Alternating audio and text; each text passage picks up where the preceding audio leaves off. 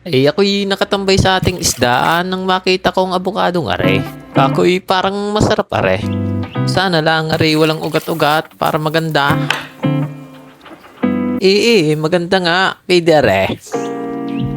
Siya, kita muna mag-avocado shake bago tayo tumambay sa isdaan. Tara!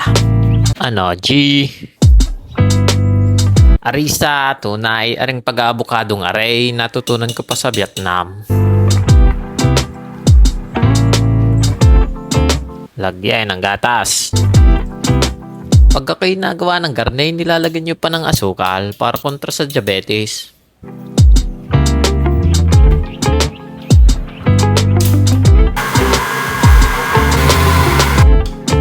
Ari, pwede na eh. Palalamigin lang natin ng konti ah.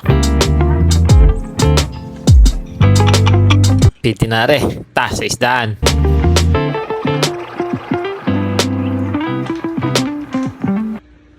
Paano? Diyan na kayo. God bless.